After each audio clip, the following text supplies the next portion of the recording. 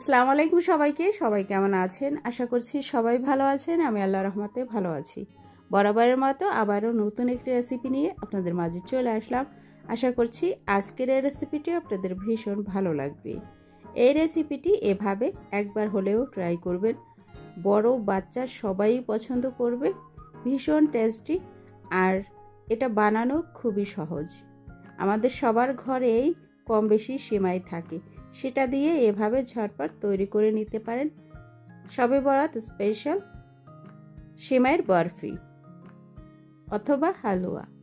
সরাসরি রেসিপিতে চলে যাব। আজকের রেসিপি একদম সিম্পলভাবে করার চেষ্টা করেছি। এখানে আমি প্রথমে 1 প্যাকেট লম্বা সেমাই নিয়েছি।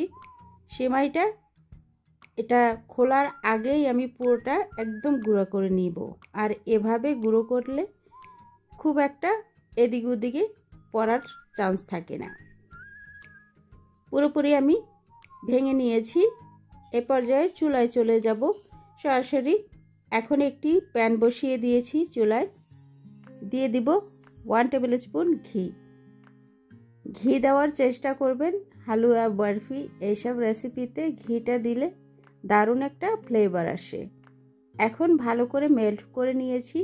দিয়ে দিব 2টো এলাচ।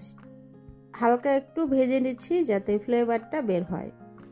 এখন আমি ভেঙে রাখা যে সেমাই সেটা পুরোটাই এখানে ঢেলে দিলাম। এখনও বড় বড় কিছু অংশ দেখা যাচ্ছে। আমি নাড়া অবস্থায় এটা আস্তে আস্তে ভেঙে নিব। একদম ছোট ছোট টুকরো করে নিব। আর ভালো করে ভেজে নিতে হবে ঘি আর সেমাইটা। পুরোপুরি আমি 3 থেকে 4 মিনিট এভাবে ভেজে নিয়েছি। ভাজা কমপ্লিট হয়ে গিয়েছে। এই পর্যায়ে আমি দিয়ে দিব এখানে 1/2 কাপ চিনি। চিনি অল্প পরিমাণে দিয়েছি। এখানে যেহেতু আমি কনডেন্স মিল্ক দিব, সেক্ষেত্রে চিনিটা কম দেওয়াই ভালো। এখন আমি এখানে দিয়ে দিব কনডেন্স মিল্ক 1/2 কাপ। এটা দিলে বাইন্ডিংটা ভালো আসে আর খেতে তো অসাধারণ হয়।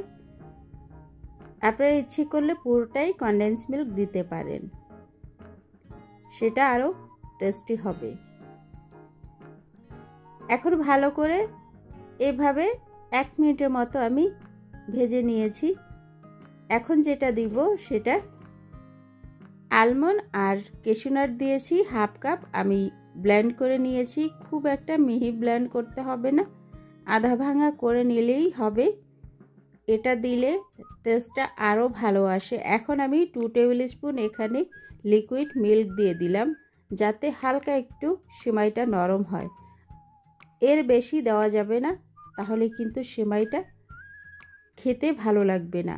এ পর্যায়ে আপনারা যদি এভাবে করে উঠিয়ে ফেলুন, তাহলে সেমাইটা যখন খাবেন কুড়মুড়ে একটা শব্দ হবে, সেটা দারুণ লাগে।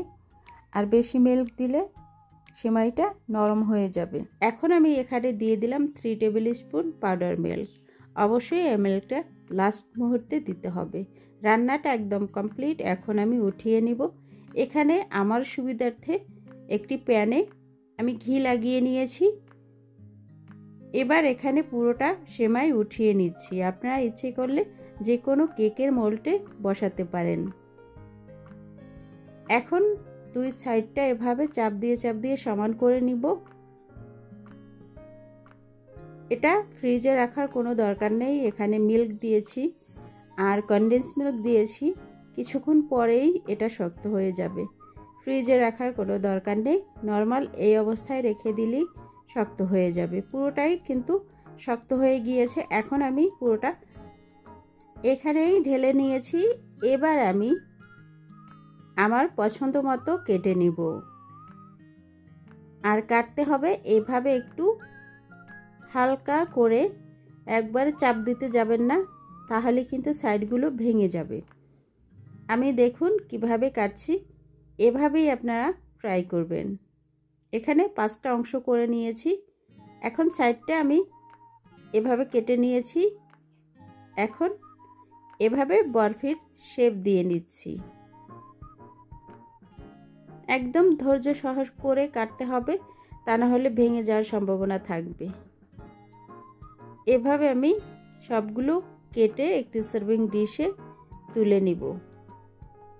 সবগুলো কাটা কমপ্লিট। আশা করছি আজকের এই সেমাইয়ের বরফি অথবা হালুয়াটা আপনাদের ভালো লেগেছে। এভাবে একবার হলেও ট্রাই করবেন, ভীষণ টেস্টি, খেতে আপনাদের দারুণ লাগবে। একদম ভিন্নভাবে করার চেষ্টা করেছি। আশা করছি আজকের রেসিপি আপনাদের ভালো লাগবে। ভালো লাগলে অবশ্যই আমার চ্যানেলটি সাবস্ক্রাইব করে আমার পাশে থাকবেন। নিত্য নতুন রেসিপি পেতে আমার চ্যানেলটি অবশ্যই বেল অন করে রাখবেন, যাতে এ ধরনের নতুন নতুন রেসিপি আপলোড দিলে সরাসরি আপনাদের কাছে পৌঁছে যায়।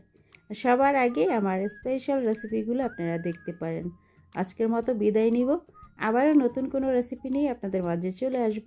সে পর্যন্ত সবাই ভালো থাকবেন, সুস্থ থাকবেন, নিরাপদ থাকবেন আর আমার চ্যানেলের সাথেই থাকবেন। আল্লাহ হাফেজ।